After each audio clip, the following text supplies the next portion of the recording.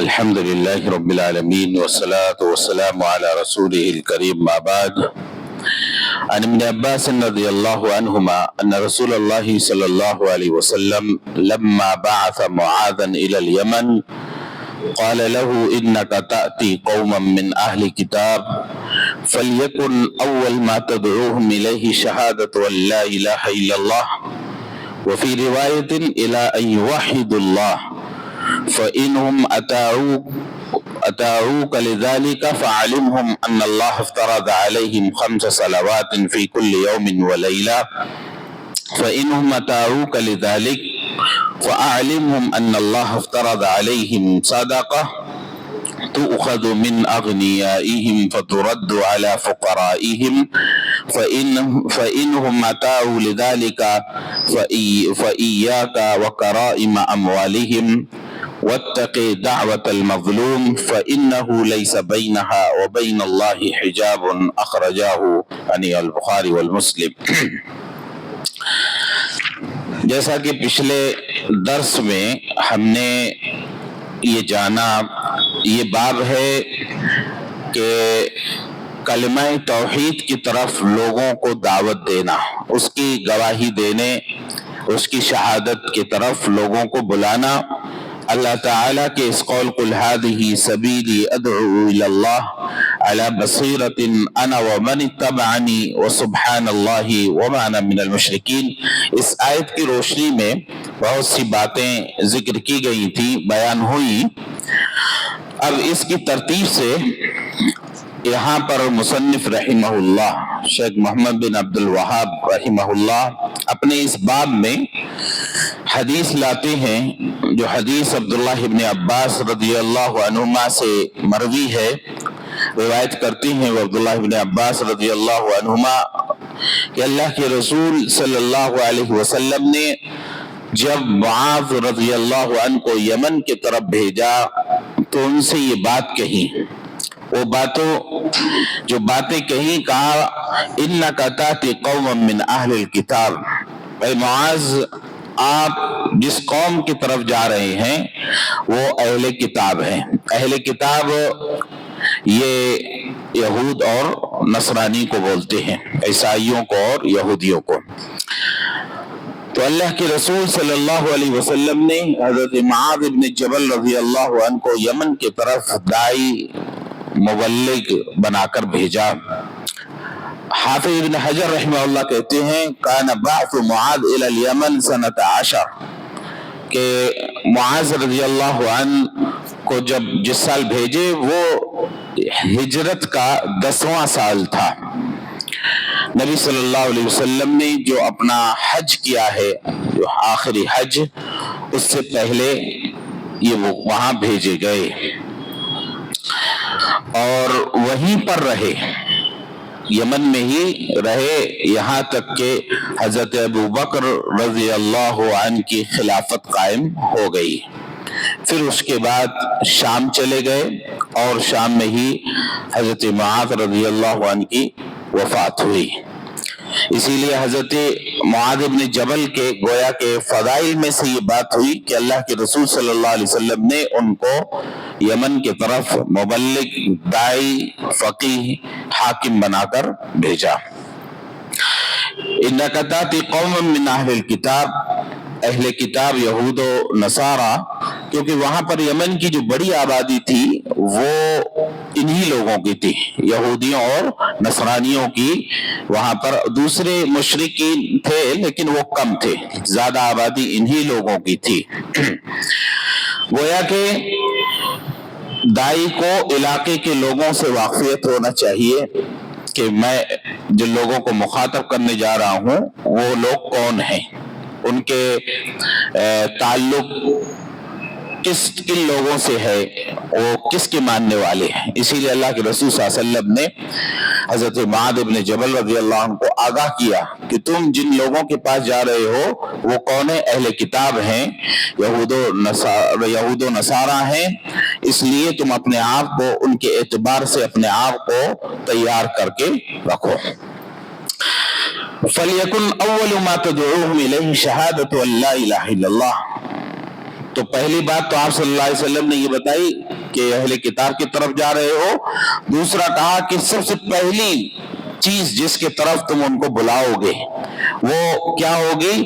وہ گواہی ہوگی اس بات کی کہ اللہ کے سوا کوئی معبود برحق نہیں. شہادت اللہ الہ الا اللہ. وفی روایت الی ان یوحد اللہ. ایک دوسری روایت میں ہے کہ اللہ کے رسول صلی اللہ علیہ وسلم نے کہا پہلی بات جس کی طرف تم ان کو دعوت دو گے بلاؤ گے وہ ہے ان یوحد اللہ، اللہ رب العالمین کی توحید. این یوحد اللہ، یوحد اللہ توحید اللہ یعنی اللہ رب العالمین کے ما سوا اس کی نفی. اس لیے روایتوں کے الگ الگ الفاظ سے تشریح ہوتی ہے. ایک روایت میں کہا شہادت کی طرف بلاؤ گے، گواہی کی طرف. دوسری روایت میں کہا ان یوحد اللہ. ان یوحد اللہ مطلب جب آدمی اللہ کو ایک مانتا ہے تو اس کے ما سوا سب کا کیا کرتا ہے؟ انکار کرتا ہے. یعنی الکفر بالطاغوت والایمان باللہ. اس قرآن مجید میں رب العالمین نے ایک جگہ کہتا ہے فمن یکفر بالطاغوت ویؤمن باللہ فقد استمسک بالعروۃ الوثقی لا انفصام لها. جس نے طاغوت کا انکار کیا اللہ پر ایمان لایا حقیقت میں اسی نے مضبوط کڑے کو پکڑا ہے. وہ کیا ہے؟ بالعروۃ الوثقی. یہ کہتے ہیں یہی لا الہ الا اللہ، اسی کو عروۃ الوثقی کہا جاتا ہے. مضبوط کڑا جس کو آدمی پکڑ لے جو کبھی ٹوٹنے والا نہیں ہے. لا انفصام لها. لا الہ الا اللہ کو جو مضبوطی سے پکڑ لے تو وہ کبھی اس نے ایسی چیز کو اپنایا جو کبھی بھی پھسلنے والی نہیں ہے، کبھی بھی کمزور پڑنے والی نہیں ہے. تو کہا فَلْيَكُنْ أَوَّلُ مَا تَدْعُوهُمْ إِلَيْهِ شَهَادَةُ أَن لَا إِلَهَ إِلَّا اللَّهُ وَفِي رِوَایَةٍ إِلَىٰ أَن يُوَحِّدُوا اللَّهَ.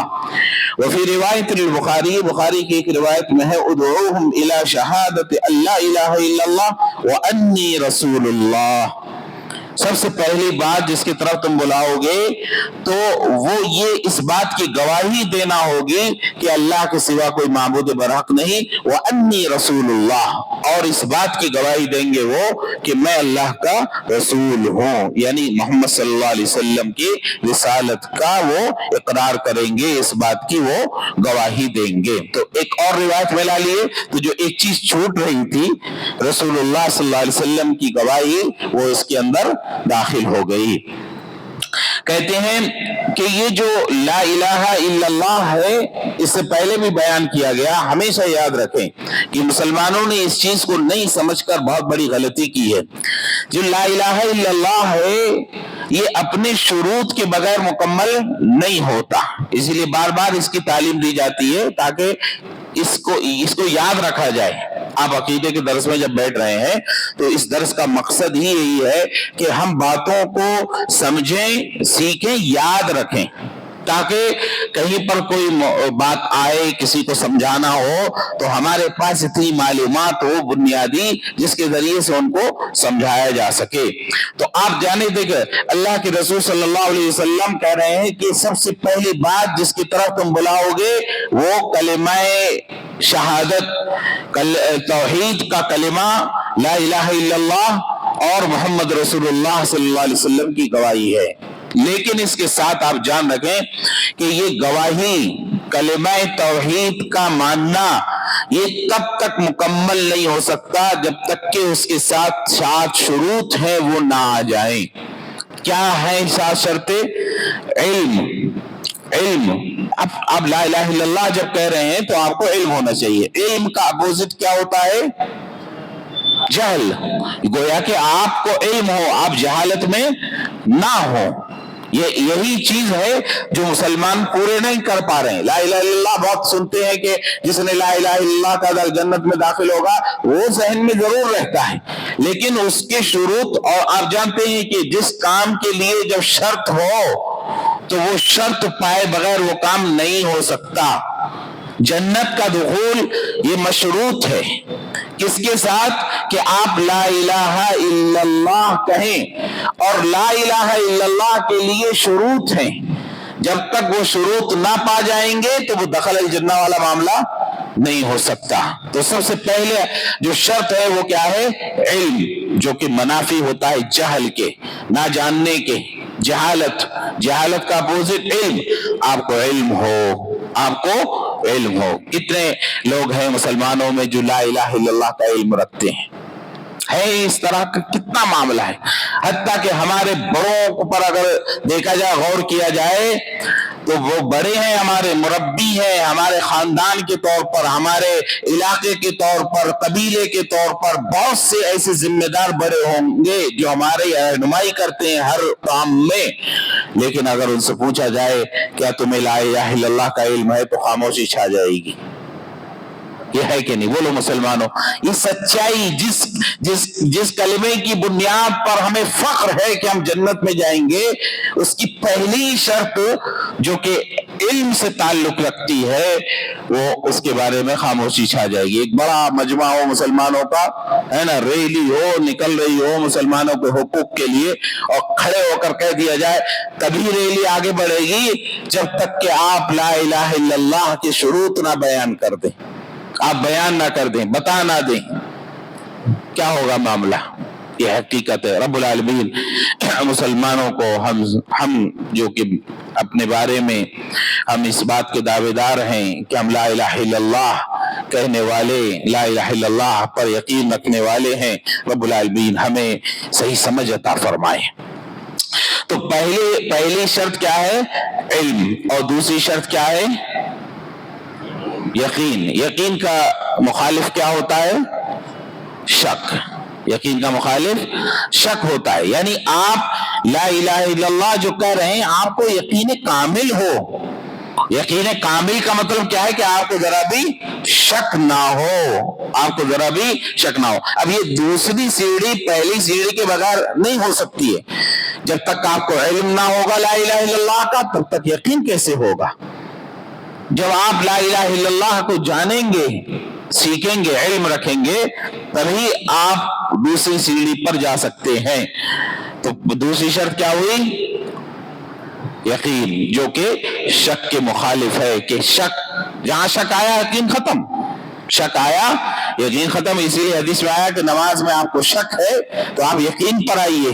2 رکعت پڑھے ہیں یا 1 رکعت پڑھے ہیں، 3 رکعت پڑھے ہیں یا 4 رکعت پڑھے ہیں، 4 رکعت پڑھے ہیں یا 5 رکعت پڑھے ہیں، آپ کہا گیا کہ یقین پر آئیے. اگر آپ یقین پر نہیں ہیں، شک پر ہیں، تو آپ کم 5 یا 4 میں شک تھا تو آپ اس کو 3 یا 4 میں شک تھا آپ کو تو 3 ہی مانیں گے. آپ یا تو اپنا یقین پیدا کریے، اگر یقین آ گیا تو ٹھیک ہے، نہیں تو آپ شک کی بنیاد پر 3 کو یقین مان کر پھر آپ 1 رکعت پڑھیں گے، اگرچہ وہ آپ کی 5ویں رکعت ہی کیوں نہ ہو جائے. پھر آپ کو سہو کے ذریعے سے آپ کو وہ ختم کرنا ہے، پورا اس کو کرنا ہے. میرے بھائیو، اسلام میں مسلمانوں کو یہ اتنی مضبوط تعلیمات دی گئی ہے. آپ یہ نہ سمجھے عبادتوں کا اثر پوری زندگی پر پڑتا ہے. یہ جو مسئلے بیان کیے جاتے ہیں کہ نماز میں شک اور یہ اس طرح کا یقین پر آئیے، اس سے زندگی میں جو شک پیدا ہوتے ہیں اس میں بھی فیصلہ کر سکتے ہیں ہم کہ ہمیں حکم ہوا ہے کہ یقین پر رہیں، شک کی چیز کو دبا دیں، اس کو ختم کریں اور ہمیشہ یقین پر رہیں. شک ہوا نماز میں 3 یا 4 تو شریعت نے کہا تم اپنے طور پر یقین نہیں پکڑ پا رہے ہو تو شریعت تم کو یقین دے رہی ہے کہ 3 کو مان لو، اب اسی یقین پر رہو. اب یہ پڑھ کے اب شبے میں نہ رہو کہ نماز میری خراب ہو گئی. نہیں، شریعت نے آپ کو یقین دے دیا کہ سہو کے ذریعے سے آپ کا معاملہ پورا ہو گیا. کتنے لوگ ہیں جو شک کی بیماری میں مبتلا ہو جاتے ہیں. دنیا کی بہت ترین یہ بیماری ہے شک. جن لوگوں کے اندر یہ پیدا ہو جائے تو وہ عبادتیں کر کر بھی ہمیشہ بے چین رہتے ہیں، وضو کتنی دفعہ کر ڈالتے، نمازوں کو دہراتے رہتے. تو اس لیے یقین پر آئیں، شک کو چھوڑیں. اور ہم کو بنیادی کلمہ لا الہ الا اللہ، یہیں پر ہم کو یہ تعلیم مل جاتی ہے کہ آپ علم حاصل کریں، علم حاصل کر کے یقین پر رہیں، ایسا یقین کہ کبھی شک قریب نہ آئے. اور تیسری شرط کیا ہے کہ جب آپ نے جان لیا، آپ کو یقین ہو گیا، تو آپ قبول کیوں نہیں کرتے؟ اب آپ کو قبول کرنا ہے. قبول کا اپوزٹ کیا ہوتا ہے؟ مخالف. رد کرنا.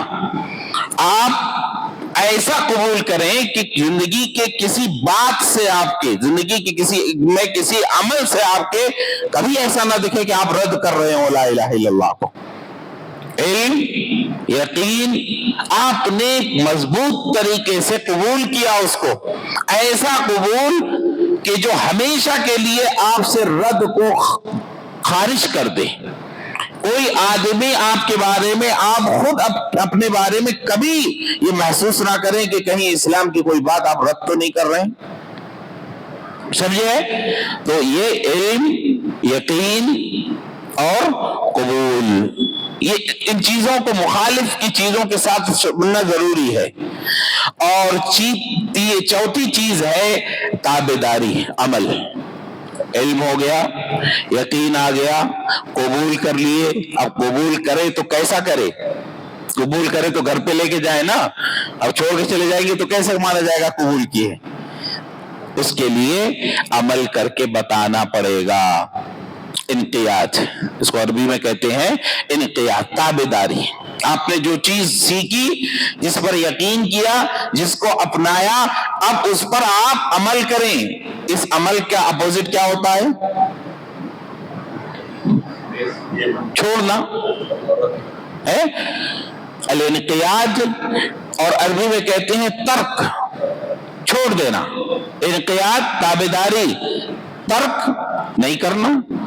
تو ہماری زندگی کے اندر ہم نے لا الہ الا اللہ جو کہا اس کے بارے میں علم حاصل کیا، ایسا علم کہ کبھی یہ شبہ نہ ہو کہ ہم پر جہالت آ گئی، ایسا یقین کبھی شبہ نہ ہو کہ ہم کسی بھی طور پر شک میں ہیں، ایسا قبول کبھی اس طرح کی سوچ نہ آئے کہ ہم رد تو نہیں کر رہے ہیں، اور ایسی تابعداری کہ کبھی تصور نہ آئے کہ ہم چھوڑ رہے ہیں، ہم نہیں کر رہے ہیں.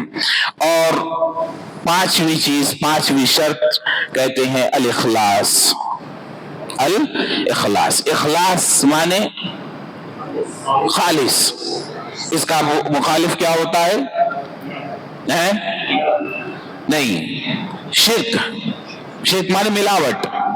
خالص، اخلاص، صاف، ہر کسی آمیزش سے پاک، اور شرک ملاوٹ.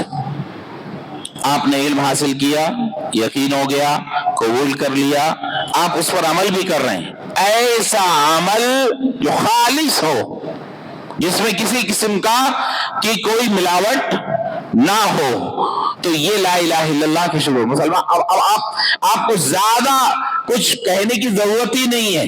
آپ ہر مسلمان سے یہ کہیں کہ یہ اس کے ساتھ شروط ہیں، ان شروط پر ہر مسلمان جائزہ لے کہ کس میں کوتاہی کر رہا ہے. علم، یقین، قبول، انقیاد، اخلاص. اخلاص نکل جاتا شرک.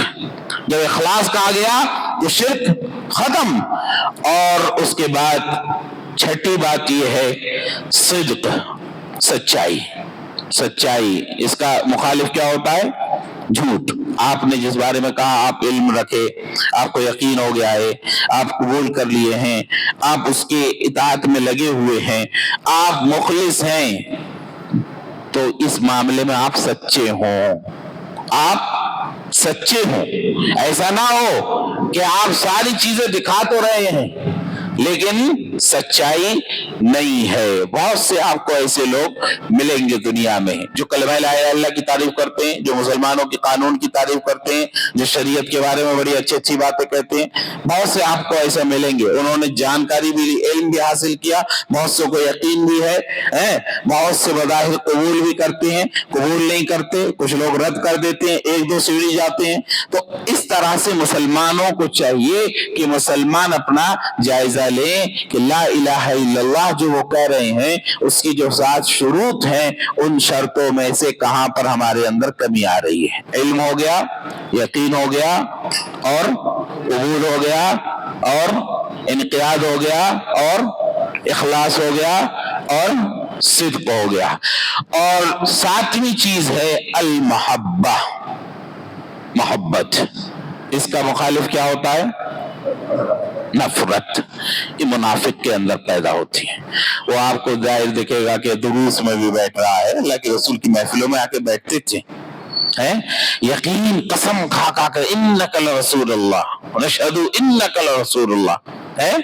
وہ لوگ کیا کرتے تھے؟ یہ چیزیں کرتے تھے، یقین بھی جتاتے تھے، قبول بھی بتاتے تھے، اور اپنی نمازوں میں آ کر حاضری بھی دیتے تھے، مسلمان کے ساتھ اٹھتے بیٹھتے بھی تھے، اپنی عبادتوں کو بالکل شرک سے پاک دکھاتے تھے. آج کا مسلمان تو گر جائے گا. ان منافقین کی عبادتیں شرک سے پاک تھیں، اور اس کے بعد نہ سچائی تھی اس میں، اور ساتھ ہی ساتھ محبت نہیں تھی. وہ اللہ کے رسول صلی اللہ علیہ وسلم کے سامنے آ کر اللہ کے رسول کے رسول اللہ ہونے کی شہادت دیتے تھے، لیکن آپ صلی اللہ علیہ وسلم سے عناد اور دشمنی تھی، بغض تھا، نفرت تھی. اس لیے میرے بھائیو مسلمانوں، ساتھ یہ شروط ہیں.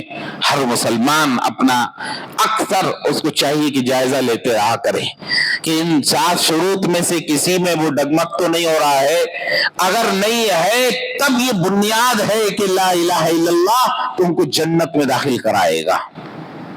یہی ان شروط کے ساتھ مسلمانوں کو، ہم سب کو چاہیے کہ اس کے بارے میں ہم اچھی طرح سوچیں، اس کو یاد کر لیں، اور جو اپنا دائرہ ہے اس میں لوگوں کو اس کی تعلیم دیں. دیکھیں اس حدیث کے اندر آپ دیکھیں، اسی لیے اللہ کے رسول صلی اللہ علیہ وسلم نے حضرت معاذ بن جبل رضی اللہ عنہ کو روانہ کرتے ہوئے کہا، سب سے پہلی بات جس کی طرف تم لوگوں کو دعوت دو گے، بلاؤ گے، وہ کیا ہے؟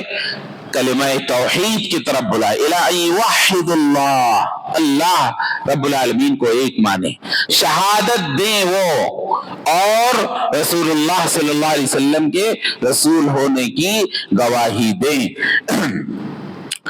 تمام انبیاء اور رسول کا یہی منہج رہا، اور اس کے بعد صحابہ کا بھی یہی منہج رہا کہ وہ کس کی طرف بلاتے؟ اسی بات کی طرف بلاتے، ان اعبدوا اللہ ما لکم من الہ غیرہ، ان اعبدوا اللہ ما لکم من الہ غیرہ، اللہ تعبدوا الا اللہ، لا الہ الا اللہ.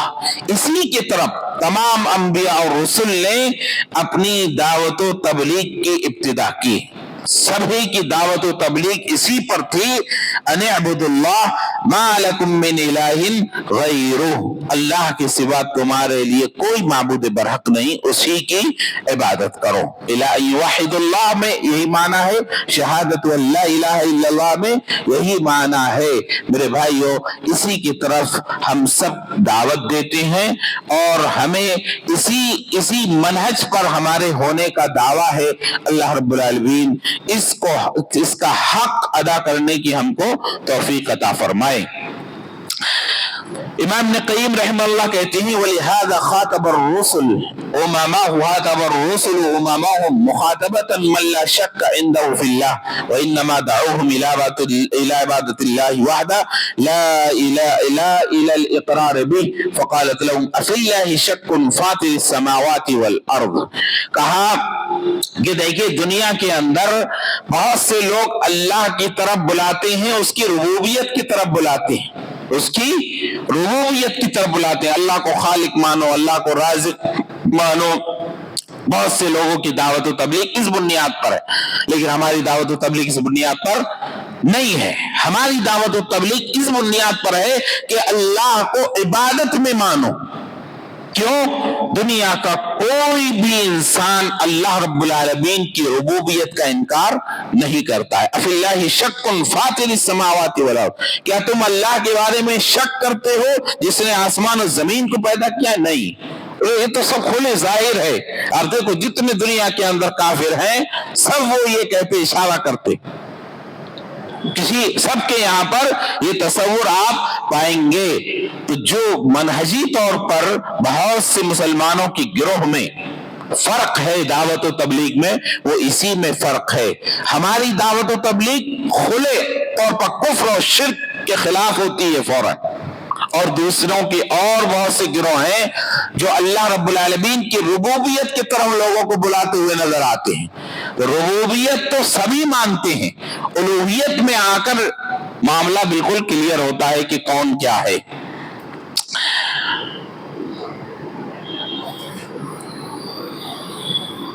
بہت سے لوگ کلمہ لا الہ الا اللہ کو جانتے ہیں لیکن اس پر یقین نہیں رکھتے، اور بہت سے ایسے ہیں جو جانتے ہیں، یقین بھی رکھتے ہیں لیکن عمل نہیں کرتے.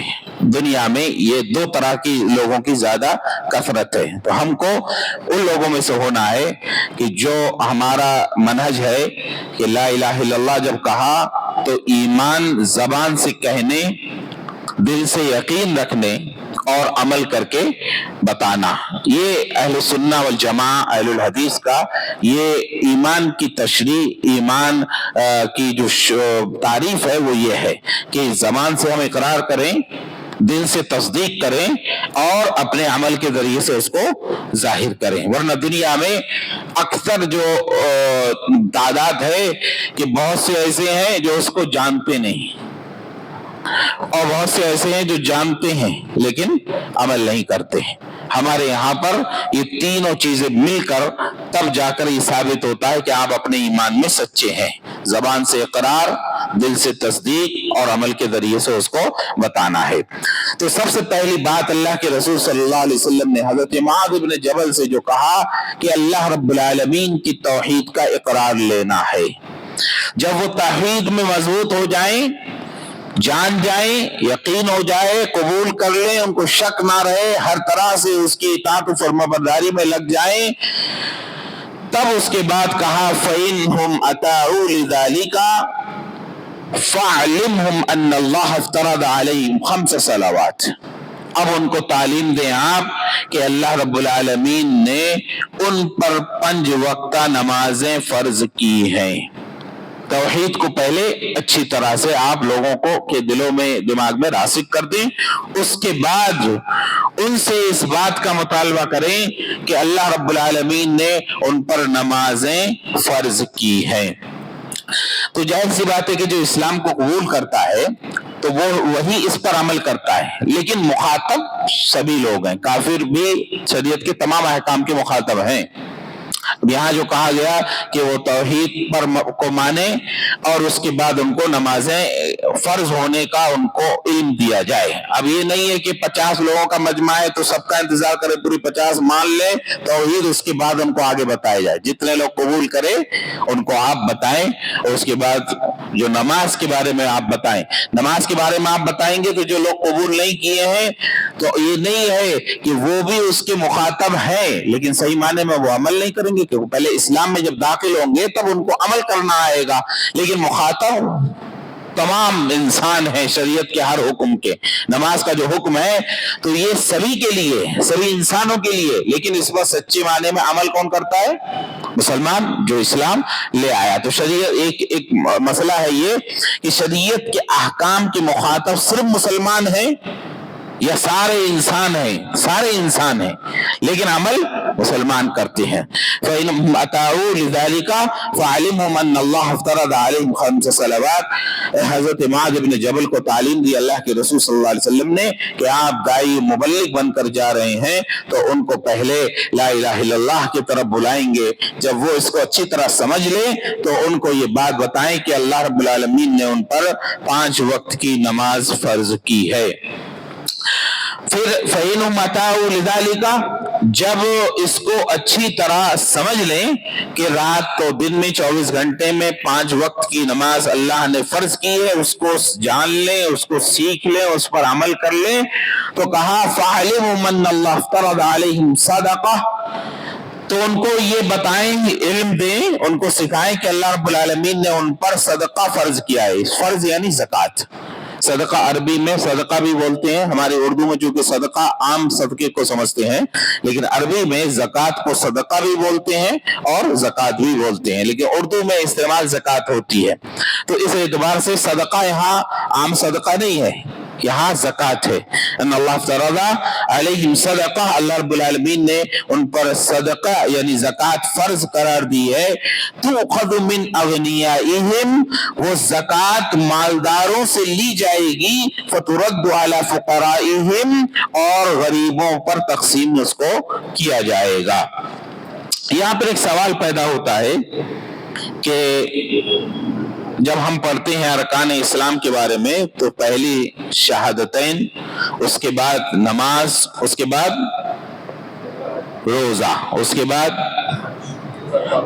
حج اور زکوٰۃ، اور اس کے بعد حج. یہاں پر جو ذکر کیا اللہ کے رسول صلی اللہ علیہ وسلم نے کیا بات ذکر کی؟ توحید کی دعوت، شہادتین کی طرف، اس کے بعد کہا نماز، اس کے بعد کہا زکوٰۃ. دو چیزیں یہاں پر چھوٹ گئی. وہ کیا کیا چھوٹا؟ صوم اور حج. اب اس سلسلے میں کہ کیا وجہ رہی جبکہ آپ صلی اللہ علیہ وسلم ان کو داعی اور مبلغ بنا کر بھیج رہے ہیں، تو اہل علم نے کہا کہ اس کے کئی ایک جواب ہو سکتے ہیں. اس سلسلے میں کہا ذالک بحسب نزول الفرائض، کہا جو فرائض کے نزول کی جو ترتیب ہے اس کو اللہ کے رسول صلی اللہ علیہ وسلم نے اپنے ذہن میں رکھا. سب سے پہلے توحید کے بارے میں بتایا، مکہ پورا توحید ہی کے سلسلے میں رہا. اس کے بعد نماز فرض کی گئی، اس کے بعد پھر زکوٰۃ، روزہ، حج. تو کہا اس ترتیب کو ذہن میں رکھ کے اس بات کا حکم دیا گیا، کیونکہ حج کی فرضیت تو ابھی جب حضرت معاذ بن جبل گئے ہیں ابھی وہ اس کی فرضیت کا حکم نہیں آیا تھا ابھی. اب جب جائیں گے اللہ کے رسول حجۃ الوداع، وہاں جا کر یہ حکم آتا ہے. تو کہا اس ترتیب کو سامنے رکھتے ہوئے اللہ کے رسول صلی اللہ علیہ وسلم نے ان کو اس بات کی طرف ان لوگوں کو بلانے کے بارے میں کہا. دوسرا جواب یہ ہے کہ دیکھیے الگ الگ مناسبتیں ہوتی ہیں، مخاطبین الگ الگ ٹائپ کے ہوتے ہیں. روزہ اور حج یہ وہاں ایسا اللہ کے رسول صلی اللہ علیہ وسلم کے ذہن میں رہا ہو کہ وہاں کے مخاطبین اس کو جلدی اپنا لیں گے، لیکن ان کو جو سب سے زیادہ پہلے بلانے کی چیزیں ہیں وہ یہ ہیں. الگ علاقے اور مخاطبین کا لحاظ کیا جاتا ہے. آپ صلی اللہ علیہ وسلم کی تعلیمات کے اندر آپ ان چیزوں کو دیکھیں گے بھری پڑی ہوئی ہے، کیونکہ حج کا معاملہ ایسا ہے کہ اس کے ساتھ انسان کی جسمانی استطاعت بھی ہو اور مالی استطاعت بھی ہو. روزے کا معاملہ ایسا ہے کہ وہ چھپا ہوا ہے. آدمی اگر یہ کہے کہ میں روزے سے ہوں تو مان لیا آپ نے، لیکن جا کر کھا لیا تو یہ ایک ایسی عبادت ہے جو باطنی ہے، چھپی ہوئی ہے. لیکن یہاں جو بات کہی گئی ہے، شہادتین کی بات ہو اور نماز کی بات ہو، زکوٰۃ کی ہوئی آیا ہے، بالکل ظاہر ہے. اس کو کوئی یہ نہیں کہتا کہ زکوٰۃ کو میں مانتا ہوں لیکن دے گا نہیں تو کیسے مانا جائے گا، نماز کو میں مانتا ہوں پڑھا نہیں، یہ بالکل دکھ کے آنے والی چیز ہے. تو اس لیے اس پر زور دیا گیا. باقی اللہ کے رسول صلی اللہ علیہ وسلم کے دور میں آپ صلی اللہ علیہ وسلم زیادہ حالات کو پڑھنے والے اور زیادہ حالات کو سمجھنے والے تھے. تو اس لیے بعض اصل میں یہ باتیں اس لیے بیان کی جاتی ہیں، بات کٹ حجتی ہوتی. وہ یہ روایت کو لے کر وہ حج اور روزے کی فرضیت کی منکر ہو جاتی، وہ حج اور روزے کی فرضیت کی منکر ہو جاتی ہیں. کہتے ہیں اس حدیث میں اتنی اہم حدیث تھی، اللہ کے رسول صلی اللہ علیہ وسلم ان کو داعی بنا کر بھیج رہے ہیں، بنیادی باتیں آپ بتا رہے ہیں. اگر یہ ضروری ہوتا تو آپ صلی اللہ علیہ وسلم یہاں ضرور ذکر کرتے. اب وہ انکار حدیث کا شکار ہو جاتے لوگ، اور انکار حدیث کا آدمی کبھی بھی پوری طرح سے انکار حدیث کا شکار نہیں ہوتا ہے. وہ اپنا سہارا لینے کے لیے حدیث ہی کو سہارا بناتا ہے لیکن اٹک جاتا ہے کہیں نہ کہیں. تو اس لیے ہمیں تمام حدیثوں کو پڑھنے کا حکم ہے، تمام حدیثوں کو سامنے رکھ کر ہی ایک مسئلے کے متعلق بات کرنے کا یہ ہمارا منہج ہے. تو یہاں پر اللہ کے رسول صلی اللہ علیہ وسلم نے کہا کہ جب وہ نمازوں کو سیکھ لیں، نمازوں کو جان لیں، اس پر عمل کرنے لگیں، تو اس کے بعد پھر ان کو زکوٰۃ کے بارے میں آپ بتائیں کہ زکوٰۃ مالداروں کے مالوں میں سے ایک حصہ مقرر، ان پر نصاب جو مقرر کیا گیا ہے اس کے حساب سے وہ ان سے لیا جائے گا، اور پھر یہ نہیں ہے کہ وہ لے کے حاکم وقت اپنے ہاتھ میں رکھ لے گا، وہ غریبوں پر، فقراء پر وہ تقسیم کیا جائے گا۔ اب آپ اس اعتبار سے دیکھیں کہ یہاں آپ جانتے ہیں کہ مصارف زکوٰۃ کتنے ہیں، کئی ایک ہیں، قرآن نے ان کو ذکر کیا، لیکن یہاں آپ صلی اللہ علیہ وسلم نے ایک ہی ذکر کیا کہ مالداروں سے لیا جائے گا اور وہ فقراء پر تقسیم کیا جائے گا۔ تو یہ ساری چیزیں ہیں کہ آپ یہاں پر، یعنی اس سے حدیث سے یہ بات معلوم ہوتی ہے کہ سب سے پہلے زکوٰۃ نکالتے ہوئے ہمارے لیے سامنے کیا ہونا چاہیے؟ فقراء، غریب، وہ ہمارے سامنے ہونا چاہیے۔ مصارف جو اس کے کئی ایک ہیں، اللہ کی راہ میں، قرض میں مبتلا آدمی، غلام کو آزاد کرنے میں، یہ جتنے انما الصدقات للفقراء والمساکین والعاملین علیہا والمؤلفۃ قلوبہم وفی الرقاب والغارمین وفی سبیل اللہ وابن السبیل، راستے یعنی مسافر، یہ جتنے بتائے گئے ان سب میں آدمی خرچ کر سکتا ہے، کسی ایک میں خرچ کر سکتا ہے۔ اب اسی بنیاد پر کچھ لوگ ایک ہی میں خرچ کرتے ہیں، حالانکہ علاقے اور جگہوں کے اعتبار سے آپ دیکھیں کہ لوگوں کو کس طرح کی ضرورت ہے، اس اعتبار سے آپ زکوٰۃ کو خرچ کریں گے۔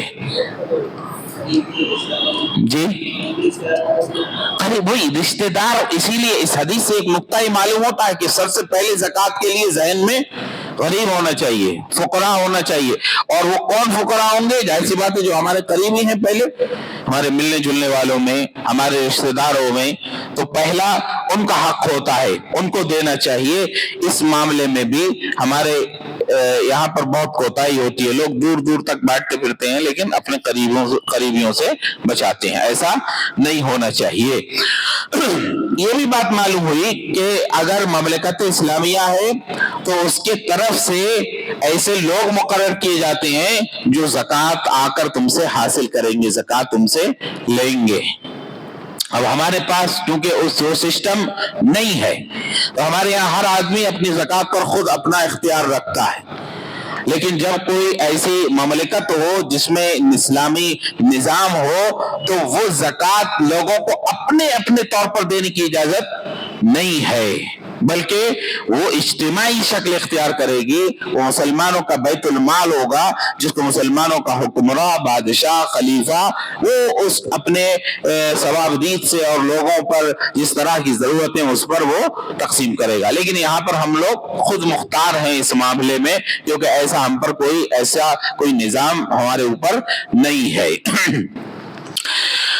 اور فَتُرَدُّ عَلَى فُقَرَائِهِمْ، فقرائہم میں ایک ضمیر یہی لوٹتی ہے، یعنی جو لوگ اسلام لا لیے، یعنی ان کے مالداروں سے لیا جائے گا اور ان کے غریبوں پر دیا جائے گا۔ تو یہاں پر یہ نہیں ہے جو تالیف قلب کے لیے کہا گیا ہے کہ ایسے غیر مسلم جو مسلمانوں کے تئیں نرمی رکھتے ہیں، جو اسلام کے کام آتے ہیں، جو ہو سکتا ہے کہ ان کے ساتھ مالی مدد کی جائے تو وہ اسلام کی طرف راغب ہو، ان کو تالیف قلب، مؤلفۃ قلوب بولتے ہیں، تو ایسے لوگوں پر خرچ کیا جاتا ہے۔ مصارف زکوٰۃ میں سے ایک مصرف یہ بھی ہے۔ عام جو غیر مسلم ہیں، کفار ہیں، ان پر خرچ زکوٰۃ نہیں کی جائے گی، ایک خاص کیٹیگری ہے اسی پر یہ خرچ کیا جائے گا۔ فَتُرَدُّ عَلَى فُقَرَائِهِمْ، تو یہ فقیروں کو دیا جائے گا مالداروں سے لے کر۔ اور اللہ کے رسول صلی اللہ علیہ وسلم نے چونکہ وہاں پر وہ نمائندہ بن کر جا رہے ہیں اللہ کے رسول صلی اللہ علیہ وسلم کے، تو آپ نے ایک اخلاق اور ایک چیز سکھائی، فَإِنْ أَتَاهُمْ لِذَلِكَ فَإِيَّاكَ وَكَرَائِمَ أَمْوَالِهِمْ۔ یہ سب باتیں آپ کی مان لیں تو یاد رکھو کہ جب تم کو عامل بنایا گیا ہے تو تمہارا یہ حق نہیں ہے کہ لوگوں کے زکوٰۃ لینے کے لیے جاؤ تو ان کے تمام اچھے مال کو زکوٰۃ کے طور پر لو۔ کہا وَإِيَّاكَ وَكَرَائِمَ أَمْوَالِهِمْ، ان کے عمدہ مالوں کو لینے سے بچنا. جیسے دینے والے کو یہ کہا گیا ہے کہ صرف ردی نہ دے. اب یہ چیزیں ہمارے سمجھ میں نہیں آتی. اس چیزیں تو جو لوگ کسان ہیں وہ لوگ سمجھیں گے، جو کھیتی باڑی کرتے ہیں، کہ جب زکوٰۃ غلے پر زکوٰۃ غلے میں سے دینا ہوتی ہے تو بہت سے لوگ کیا کرتے کہ پرانا رکھا ہوا غلہ زکوٰۃ کو دے دیتے بطور زکوٰۃ اور نیا غلے کو بچاتے. تو دینے والے کے لیے بھی منع ہے کہ وہ ایسا نہ کرے کہ اچھے کو روک کر گھٹیا قسم کا مال زکوٰۃ میں دے. اور آنے والے کو بھی یہ کہا گیا ہے کہ وہ ایسا نہ کرے کہ چن چن کے اس کا سارا اچھا مال بطور زکوٰۃ لے لے. نہیں، جو میڈیم جس طرح سب چیزیں اس کی ملی ہوئی ہیں اسی میں سے بولے. اپنے یہ اپنا رعب نہ ڈالے کہ میں خلیفہ کی طرف سے آیا ہوں، حاکم کی طرف سے آیا ہوں عامل بن کے، تو تمہارے مال میں سے جو چھٹائی کرنا چاہوں وہ لون. دونوں کو. تو یہ جہاں اسلام کی نرمی اور اسلام کا نظام وہی اخلاق سکھاتا ہے کہ ذرا سا کسی کے پاس عہدہ منصب آ جاتا ہے تو عقل آتی ہے. یہ اسلام ان کو اخلاق سکھا رہا ہے کہ جب تم لوگوں کے ساتھ جاؤ تو لوگوں کے ساتھ معاملات ایسے کرو کہ جو ان کی دل کو تکلیف نہ پہنچائے. اور کہا واتق دعوت المظلوم، کہا مظلوم کی بد دعا سے بچنا. کیونکہ پاور لے کے جا رہے ہیں نا، یہ معاذ بن جبل پاور لے کر جا رہے ہیں. پاور آنے کے بعد، طاقت آنے کے بعد بہت کم لوگ ہوتے ہیں کہ اس کا غلط استعمال سے بچ پائیں. اس لیے اللہ کے رسول صلی اللہ علیہ وسلم اپنے اس داعی کو، اس مبلغ کو، اس حاکم کو، یہ کوئی تبلیغی والی جماعت بنا کر نہیں بھیج رہے، اللہ کے رسول حاکم بنا کر بھیج رہے ہیں، گورنر ہے نا. یہ ہے اسلام میں. اس تک پہنچنے کے لیے وہ یوں ہی نہیں ہے بازار سے پکڑ کے لا کے کسی کو بھی کھڑے ٹھہرا دیے کہ بیٹھے رہیے اللہ رسول کی بات ہوگی. یہ سیکھنا آ گیا تو سمجھ لے دائی بن گئے، مبلغ بن گئے. اللہ کے رسول نے 9-10 سال ٹریننگ دی ہے، تب اس لائق بنے ہیں وہ کہ اللہ کے رسول صلی اللہ علیہ وسلم کے دائی اور مبلغ اور حاکم بن کر جائیں. وہ اس کے باوجود اللہ کے رسول صلی اللہ علیہ وسلم ان باتوں سے آگاہ کر رہے ہیں جو اس راہ میں حائل ہو سکتی ہیں. کہا اتقے دعوت المظلوم، مظلوم کی بد دعا سے بچنا، اور اس کا انجام بھی سنایا کہ ڈرتے رہنا فَإِنَّهُ لَيْسَ بَيْنَهَا وَبَيْنَ اللَّهِ حِجَابٌ، کیونکہ مظلوم کی بد دعا کے درمیان دنیا کی کوئی چیز حائل نہیں ہوتی، ڈائریکٹ رب کے عرش سے ٹکراتی ہے. چاہے وہ مشرک ہو، چاہے وہ کافر ہو، جس پر تم ظلم کرتے ہو، اگر وہ مظلوم بنا ہے، وہ مظلوم کی بد دعا، ظالم چاہے اپنے آپ میں دعوے دار ہو کہ وہ پکا سچا مومن ہے، لیکن اگر وہ ظالم بن بیٹھا ہے تو مظلوم کی بد دعا کافر رہتے ہوئے بھی رب العالمین قبول فرماتا ہے. اس لیے مسلمانوں کو اس چیز کو سمجھنا چاہیے کہ اللہ کے رسول صلی اللہ علیہ وسلم اس بات کو کیوں کہہ رہے ہیں. کیونکہ اہل کتاب کے یہاں جا رہے ہیں، وہ کفار ہیں، ان کو دعوت و تبلیغ کرنا ہے. دعوت و تبلیغ کرتے ہوئے ان میں سے بہت سے لوگ آپ کی بات کو اپنائیں گے، تو جو لوگ اپنائیں گے تو وہ تو آپ کی نرمی کے حقدار ہے ہی ہیں. ان کے ساتھ بھی آپ زیادتی نہیں کرنا، ان کے زکوٰۃ میں سے لیتے ہوئے مالوں کو نہیں چننا. اور جو نہ اپنائیں ان کے ساتھ بھی آپ کا معاملہ ایسا نہ ہو کہ آپ ظالم کی کیٹیگری میں آ جائیں اور وہ مظلوم کے اس حصے میں چلا جائے اور آپ کی حکومت کی تباہی کا سبب اور ذریعہ بن جائے. دنیا نے اس چیز کو دیکھا ہے اور دیکھ رہی ہے. جہاں کہیں پر بھی ظلم ہوتا ہے تو ظلم مذہب کی بنیاد پر نہیں ہوتا. یاد رکھو، دنیا کا کوئی بھی بادشاہ، کوئی بھی حکمراں اگر وہ مذہب کو آڑ بناتا ہے اپنے ظلم کے لیے تو یہ مذہب بھی اس کی مدد نہیں کرے گا. جب اس مذہب، اس کے دین کا رب، دین والا جب خود کہہ رہا ہے کہ اس مظلوم کی بد دعا کو سنے گا تو پھر یہ کیسے سوچ بیٹھتا ہے کہ میں ظالم بن کر میں اللہ رب العالمین کی حمایت اور مدد پا جاؤں گا. دین کا سہارا لے لوں گا. اس لیے دنیا میں جتنی بھی قسم کی دہشت گردی ہو, چاہے وہ اللہ اکبر کہہ کے ہو, چاہے وہ کچھ اور بھی کلمے کو بلند کر کر ہو, وہ کبھی بھی اسلام کی تعلیمات نہیں ہو سکتی, وہ کبھی بھی مسلمانوں کا حصہ نہیں ہو سکتی. ظالم کا حصہ ہے, ظلم کا حصہ ہے. میرے بھائیو, کوئی آپ ظلم کریں اللہ اکبر کہہ کے تو ظلم حلال نہیں ہو جاتا, یاد رکھیں. اس لیے مسلمانوں کو تعلیم حاصل کرنا بہت ضروری ہے. مسلمانوں کو تعلیم ہوگی تو ان کو معلوم ہے کہ طاقت کہاں استعمال کرنا ہے, ان کو معلوم ہوگا کہ کہاں پر ہماری صلاحیتیں استعمال میں آنا چاہیے. اور جب یہ نہیں ہوتا ہے تو بہت سے لوگ اسلام کے نام پر ایسے کام کر دیتے ہیں جس کا اسلام سے دور دور تک کوئی تعلق نہیں ہے. آپ سوچیں, اللہ کے رسول صلی اللہ علیہ وسلم وہاں کا گورنر, حاکم, اتھارٹی بنا کر بھیج رہے ہیں, اور اللہ کے رسول صلی اللہ علیہ وسلم کہہ رہے ہیں اتق دعوت المظلوم, مظلوم کی بد دعا سے بچنا. فإنه ليس بينها وبين الله حجاب. تمہارا جو عقیدہ ہے اللہ کے بارے میں, اس عقیدے کو ہمیشہ اپنے سامنے رکھنا کہ وہ اللہ رب العالمین تمہارے خلاف مظلوم کی آواز کو سن لے گا, اگرچہ وہ یہودی ہو, وہ نصرانی ہو, وہ عام مشرک ہو, وہ کافر ہو, کچھ بھی ہو. اس لیے اس بات کو ہمیشہ یاد رکھنا. مسلمانوں کے درمیان میں بھی اس طرح کے بہت سے معاملات آتے ہیں. ذرا سا یعنی اگر والد ہے تو والد انصاف نہیں کر پا رہا ہے, یہ ایسا ہے معاشرے میں, والد ہے تو والد انصاف نہیں کر پا رہا ہے, اور اگر بڑا بھائی ہے تو بھائی سے تو بڑے بھائی کے انصاف نہیں کر پا رہا ہے, اور اگر کہیں پر کوئی ذمہ دار ہے اس کی طور پر بھی انصاف نہیں کر پا رہا ہے. پہلے تو ذمہ داریوں سے بچو, اور ذمہ داریاں اگر آپ کو آ پڑتی ہیں اللہ سے دعا کرو, مدد مانگو کہ اس ذمہ داری کو اٹھانے کی مجھے توفیق عطا فرما.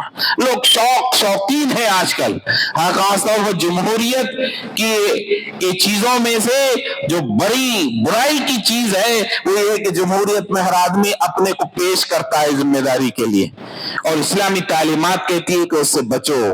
اگر آپ کو بنا دیا جائے آپ کو, تو اللہ کی مدد رہتی ہے اور لوگوں کی بھی مدد رہتی ہے. اسی لیے جمہوریت پر چنے گئے لوگ لوگوں کے ذریعے چنے جاتے ہیں, لیکن جیسے ہی کچھ خرابی ہوئی تو بہت جلدی ان کو کیا کر دیا جاتا ہے, لوگ ان کی مدد سے اپنا ہاتھ کھینچ لیتے ہیں. اللہ کے رسول صلی اللہ علیہ وسلم کی حدیث ہے کہ دیکھو ذمہ داریاں لینے سے بچو, جو ذمہ دار بنا دیا گیا الٹی چھری سے کاٹ دیا گیا. عہدہ منصب مانگنے سے بچو, کہ اللہ کے رسول صلی اللہ علیہ وسلم کی سب حدیث ہیں اس مفہوم کی.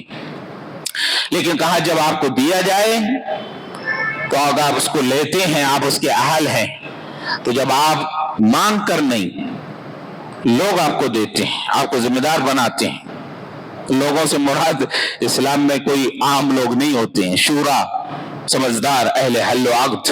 جب وہ لوگ آپ کو چن کر ذمہ دار بنائیں, یاد رکھو اللہ کی طرف سے فرشتہ نازل کیا جاتا ہے کہ آپ کی وہ مدد کرے آپ کے کام میں, اور لوگ بھی آپ کی مدد کرتے ہیں. کیوں؟ کل کچھ پریشانی آئی, لوگ اگر آپ کا ساتھ دینے نہیں آئے تو آپ کہتے کہ میں نے یہ ذمہ داری نہیں لی تھی, آپ لوگوں نے دی. تو آپ اگر مدد نہیں کر رہے ہیں تو میں اس میں کامیاب نہیں ہو سکتا, آپ کو مدد کرنا پڑے گی, آپ کو میرے ساتھ رہنا پڑے. جمہوریت میں یہ نہیں کہہ سکتے, نہیں کر سکتے. وہاں پر فوراً اپنا, کیونکہ اللہ کے رسول صلی اللہ علیہ وسلم فرمایا جب لوگ عہدہ منصب بول کر لیتے ہیں, خواہش سے لیتے ہیں, تو اللہ کی یہ جو مدد ہے فرشتے والی یہ بھی اٹھ جاتی ہے, اور لوگوں کی بھی مدد اٹھ جاتی ہے. لوگ اپنا ہاتھ فوراً اٹھا دیتے ہیں. اس لیے اللہ کے رسول صلی اللہ علیہ وسلم کی جو تعلیمات ہیں اس سلسلے میں, وہ کسی بھی اکائی کے طور پر ہو, آپ خاندان کے طور پر ہو, آپ اپنے کسی کمپنی کے طور پر ہو, آپ مسجد اور مدرسے کے طور پر ہو, ہر دائرے میں سوچنا چاہیے کہ آپ کسی بھی طور پر ظالم نہ بننے پائیں. مظلوم بن جائیے, مظلوم بن جائیے. اگر ظالم اور مظلوم ہونے کا معاملہ آئے تو مظلوم بن جائیے, لیکن ظالم مت بنیے, کیونکہ ظلم کا خاتمہ بہت برا ہوتا ہے، دنیا پر بھی اس کو کی فضیحت ہوتی ہے اور آخرت میں بھی اس کے لیے نقصان ہوتا ہے۔ اس لیے دنیا پوری اسلامی تاریخ میں آپ اٹھا کے دیکھیں گے بہت سے ایسے بادشاہ گزرے جنہوں نے بڑے بڑے کارنامے انجام دیے، لیکن وہی ان کا ظلم بھی رہا۔ اسلامی تاریخ میں ایک بہت مشہور نام ہے حجاج ابن یوسف ہے، اس نے دیکھو اتنی فتوحات کی، بڑے بڑے کارنامے اس نے کیے مسلمانوں کے لیے، لیکن ظالم تھا، بادشاہ بہت سے صحابہ کو قتل کر دیا، تابعین کو قتل کر دیا، ظالم تھا۔ جب حکم دے دیا تو اس کے سامنے یہ نہیں رہتا کون ہے، بس میرا حکم ہے اس کو پورا کرو۔ اس کی اس ظلم نے اس کی بنیاد پر اس کو تاریخ میں جابر اور ظالم کے نام سے یاد کرایا۔ دیکھو آپ اتنی پوری دنیا کے بڑے بڑے حصوں میں فتوحات اسلامیہ کے لیے اس کا نام ہے۔ سندھ کی طرف اسلام پھیلا، اس کی وجہ سے آیا۔ قرآن کے اوپر تعبیرات اعراب لگانے کا اس کا کارنامہ، بڑی بڑی جنگیں جیت کر اس مسلمانوں کے لیے اس نے علاقوں کو فتح کیا، لیکن اس کے باوجود تاریخ نے اس کو جابر اور ظالم کے نام سے یاد کیا۔ اس لیے اللہ کے رسول صلی اللہ علیہ وسلم حضرت معاذ بن جبل رضی اللہ عنہ کو اس اہم موقع پر یہ تعلیم دیتے ہیں کہ مظلوم کی بد دعا سے بچنا، یعنی ایسا کوئی کام نہیں کرنا کہ جس کی بنیاد پر سامنے والا مظلوم ٹھہر جائے اور تم ظالم بن جاؤ۔ اس بات کا ہمیشہ خیال رکھنا، کیونکہ دنیا کے اندر لوگ پاور پا کر، طاقت پا کر اکثر اس کے اندر غلط استعمال کا شکار ہو جاتے ہیں۔ اللہ کے رسول صلی اللہ علیہ وسلم کی یہ حدیث ہوئی، اور ہمارا جو باب ہے، باب کیا ہے یہاں پر کہ اللہ کی توحید کی طرف لوگوں کو دعوت دینا۔ اس حدیث کے اندر پوری کی پوری حدیث اس بات کی یہ دلیل ہے کہ ہم کو جب ہم جان لیں، ہم کو یقین ہو، ہم عمل کرنے لگیں، ہر شک و شبہ سے پاک و صاف ہو، ہمارے اندر اسلام کے تئیں محبت ہو، ہمارے اندر سچائی ہو، تو اب ہمارے لیے ضروری ہے کہ ہم کیا کریں، لوگوں کو اس کی طرف دعوت دیں، اس کی طرف لوگوں کو بلائیں۔ دو معاملے ہیں، ایک یہ ہے کہ بہت سے لوگ ہیں جن کے اندر جذبہ ہے دعوت و تبلیغ کا، لیکن علم سے دور ہیں، علم سے بھاگتے ہیں۔ اب وہ لوگ کم علم رکھتے ہوئے اور نا علم رکھتے ہوئے جو علم والے لوگ ہیں ان پر تنقید کرتے ہیں۔ کتنا بڑا ظلم ہے یہ دنیا کے اندر۔ ابھی مسلمانوں میں یہ آپ دیکھیں گے کہ ان کے اندر دعوت و تبلیغ کا جذبہ بھرا پڑا ہوا ہے، کسی بھی مسئلے میں آپ ان کو بھیج دو وہ بھیڑنے کو تیار ہیں، گھسنے کو تیار ہیں، اتنا جذبہ ہے۔ اور وہ لوگ تنقید کرتے ہیں ان پر جو لوگوں کو یہ علم دیتے ہیں کہ آپ کو اس میدان میں کب پہنچنا ہے۔ ان کو یہ بولتے، یہ لوگ تو بیٹھ کے درس دیتے ہیں، مسجدوں سے آگے ہی نہیں بڑھتے یہ لوگ ہیں۔ ہم لوگ ہیں جو لوگوں کے درمیان رہتے ہیں، لوگوں کا ظلم سہتے ہیں۔ اور کیوں سہتے ہو؟ کیوں سہتے ہو؟ پہتے تو تم اپنے آپ پر۔ اگر کوئی آدمی علم کے بغیر دائی بنتا ہے تو سب سے پہلے وہ اپنے آپ پر ظلم کر رہا ہے۔ اگر لوگ اس پر ظلم کریں تو وہ اپنے آپ کو مظلوم نہ سمجھے، وہ خود ظالم ہے، وہ لوگوں کو اکسا رہا ہے اپنے اوپر ظلم کرانے۔ لیکن آپ ان شروط کو پا کر، براہین کو پا کر، کیونکہ جو آیت یہاں ذکر کل ہادی سبیل یدعو الی اللہ علی بصیرۃ انا ومن اتبعنی، علی بصیرہ، بصیرہ یہی برہان ہے، دلیل ہے۔ دلیل کب آدمی کے پاس ہوتی ہے؟ جب اس کو علم ہوگا۔ علم کے بغیر دلیل کیسے بن سکتی ہے؟ اس لیے علی بصیرۃ، بصیرت آپ کے پاس ہے، علم آپ کے پاس ہے، تب آپ اس میدان میں جائیے۔ یہ بہت بڑا گیپ ہے اور دوری ہے جو آج مسلمانوں کے درمیان میں مسلمانوں کو بدنام کرنے کا سبب اور ذریعہ بنے۔ یہ جتنے اس قسم کے دہشت گرد قسم کے لوگ پیدا ہوتے ہیں، ان کے پیچھے یہی چیز ہوتی ہے کہ وہ خوارج کے طرف چلے جاتے ہیں، خوارج ہونے کی طرف وہ چلے جاتے ہیں، اس طرف چلے جاتے ہیں۔ وہ کیا کرتے ہیں؟ سب سے پہلا کام کہ جو ان کے سکھانے والے علماء ہیں انہی کے بارے میں کیا کہتے ہیں؟ یہ ڈرپوک آدمی ہے، یہ ڈرتے ہیں حالات سے، یہ بھاگتے ہیں حالات سے، उनके बारे में आप कहने वाले कौन होते हैं? आप कौन होते हैं? अगर वो इस मामले में है तो अल्लाह के जवाब दे होंगे, लेकिन आपको जो कहा जा रहा है पहले आप उसको पूरा करिए। अगर आप सच्चे हैं अपने समझ, सोच और समझ में, तो आपको जो कहा जा रहा अला बसीरा, उसको हासिल करिए आप। इंशाअल्लाह जब वो हासिल हो जाएगा आपको, तो आपके दिमाग के ऊपर लगे हुए दबीज पर्दे उठ जाएंगे, तब आप कभी इस तरह की बात नहीं कहेंगे। अल्लाह रब्बुल आलमीन हमें दीन की सही समझ अता फरमाए और हमें इन मसाइल को अच्छी तरह समझने की तौफीक दे। हमारे अंदर जो जज्बा है इस्लाम को लेकर, जो जज्बा है ईमानी, रब्बुल आलमीन उस जज्बे को सहाबा के मनहज के मुआफिक बना दे। रब्बुल आलमीन उसको बेलगाम ना छोड़। हमारे चारों तरफ गुमराहियां हैं, फितने हैं, फसाद हैं। रब्बुल आलमीन उसका मुकाबला हम बसीरत, दलाइल और बराहीन के साथ कर सकते हैं। रब्बुल आलमीन उनको पढ़ने, उनको समझने, उस पर अमल करने की तौफीक अता फरमा। सुब्हानकल्लाहुम्मा व बिहम्दिका अशहदु अल्ला इलाहा इल्ला अंता अस्तगफिरुका व अतूबु इलैक।